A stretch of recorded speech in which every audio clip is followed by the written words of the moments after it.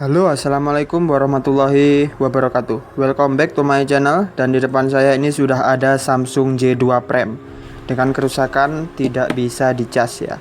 Kronologi usernya, HP ini bekas jatuh ya kayaknya ya. Ini kata usernya habis jatuh lalu tidak bisa dicas. Tapi saya lebih curiga di konektornya ya. Kita akan coba tes dulu menggunakan charger apakah HP ini ada respon atau tidak ya. Ya minimal bergetar ya. Kita akan tes dulu.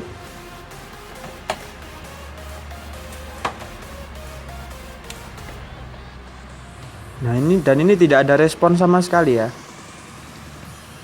Kita akan tes menggunakan multitester digital ya.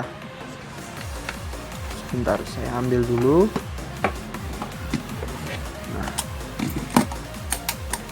Ini sudah saya siapkan multitester digitalnya. Kita akan cek konektor baterainya itu mengeluarkan tegangan atau tidak saat kita lakukan pengecasan menggunakan kabel USB. Biasanya kalau untuk HP normal itu keluar tegangan antara 3,8 sampai 4,2 volt ya.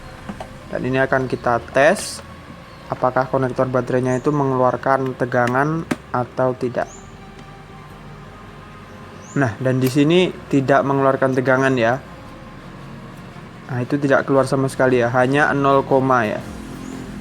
Itu artinya tegangan charger ini tidak masuk ke baterai. Dan bahkan mesin pun tidak mendeteksi bahwa HP ini dicas ya. Kita akan bongkar dulu HP-nya. Nah, ini sudah saya bongkar. Kita akan lepas dulu mesinnya. Kita akan lihat di konektor casnya terutama ada masalah apa. Ini masih kuat sekali ya mesinnya ya. Masih belum pernah dibongkar sepertinya. Nah, itu masih keras. Oke. Nah, di sini terlihat ya, ini ada korosi di bagian konektornya. Itu bisa dilihat ya, teman-teman. Itu korosi. Kita akan bersihkan menggunakan sikat dan thinner. Kita bersihkan seperti ini, luar maupun dalamnya ya, menggunakan thinner dengan bantuan sikat. Nah, lalu kita bersihkan menggunakan tisu ya. Oke, kita akan lihat apakah korosi masih ada di bagian pinnya atau tidak. Nah, itu teman-teman bisa lihat ya. Sebentar. Oke, nah itu sudah tidak ada korosi di bagian pin-pinnya ya. Kita akan cek lagi menggunakan multitester apakah konektor ini mengeluarkan tegangan atau tidak.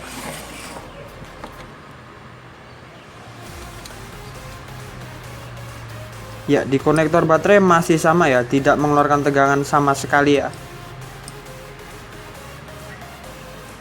Itu 0 ya. Coba kita cek di bagian jalur konektor casnya. Nah, itu keluar tegangannya. Nah, itu keluar ya tegangannya 5 volt. Jalur fibasnya mengeluarkan 5 volt, sedangkan di konektor baterai tidak ada sama sekali. Nah, ini masih sama seperti tadi ya. Ini di fibas mengeluarkan tegangan 5 volt. Artinya itu konektor casnya tidak bermasalah. Nah, sedangkan di konektor baterai ini tidak mengeluarkan sama sekali. Kemungkinan di dekat IC cas ini ada short.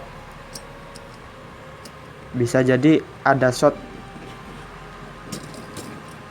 Kita akan coba lepas kaleng dan kita cek.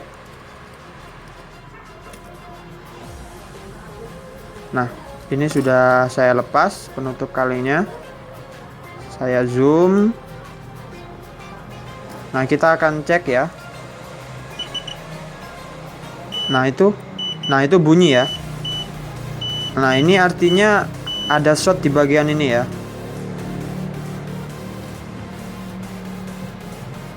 Kita akan coba suntik tegangan. Sebelumnya kita akan berikan fluk dulu. Kita berikan fluk, lalu kita suntik tegangan. Jika terjadi short, maka fluk itu akan terlihat ya.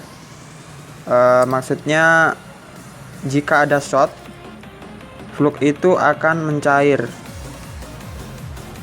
Nah, itu bisa dilihat ya, fluknya seketika meleleh ketika saya suntik tegangan. Itu artinya komponen sekitar sini ada yang short atau sedikit panas sehingga fluknya mencair ya. Saya curiga di barisan pertama ini dari 3 kapasitor ini. Kita akan panaskan dulu menggunakan solder.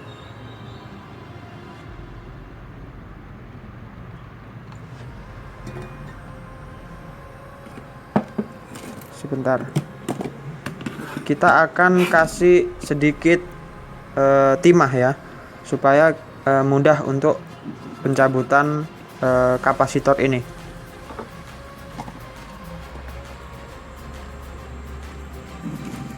Ya, nah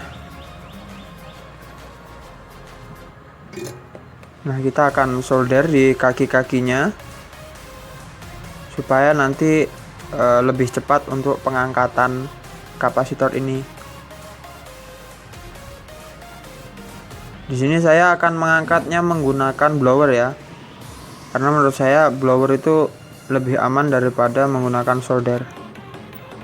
Karena kalau menggunakan solder, ketika nanti shotnya masih ada, itu kadang pinnya ada yang tercabut dan akan sulit untuk mengembalikan kapasitor itu tadi ya.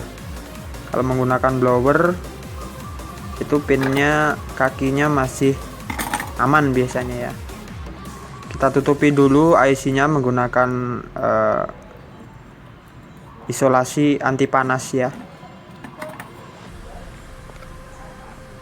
Oke, akan kita eksekusi kapasitor yang paling kiri ini ya, yang kecil yang paling kiri ini ya, dari 3 barisan.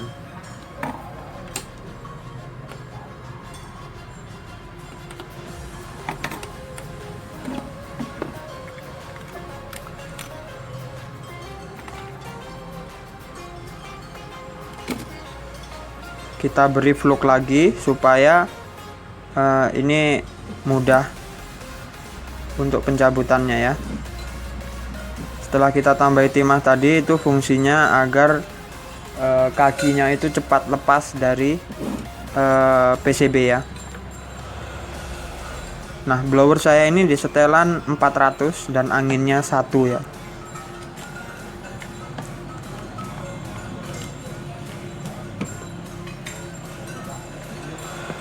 Kita blower secara perlahan di sekitar itu.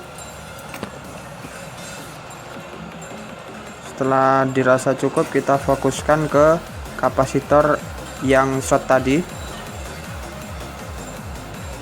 Jika terlihat sudah solderan kita, timahnya tadi sudah mencair, maka kita bisa cabut perlahan menggunakan pinset ya.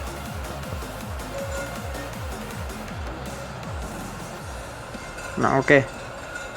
Belum.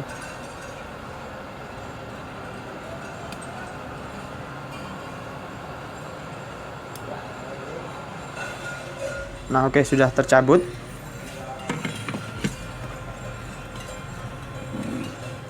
Nah, ini ya, sudah saya cabut di bagiannya yang short.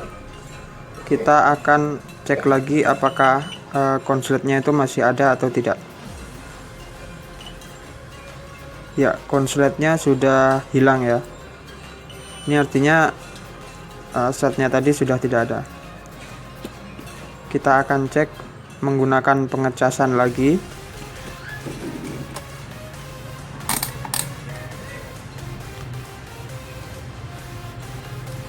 Nah, itu sudah keluar tegangan di konektor baterainya ya. Nah, itu sudah keluar 4,3, artinya pengecasan ini sudah bisa digunakan ya.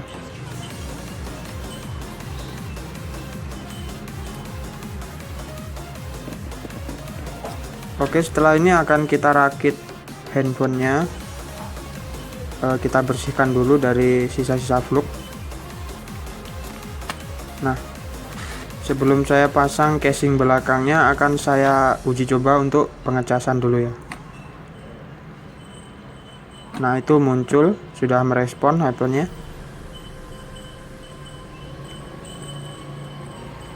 Di situ terlihat 3% ya. Akan kita tunggu beberapa saat. Nah, ini sudah 19%. Akan saya coba nyalakan handphonenya.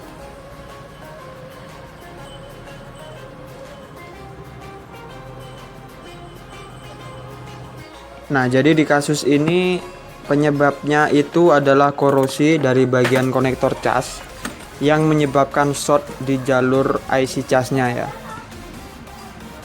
Ya oke, cukup sekian. Jangan lupa untuk like dan tinggalkan komen Anda dan subscribe.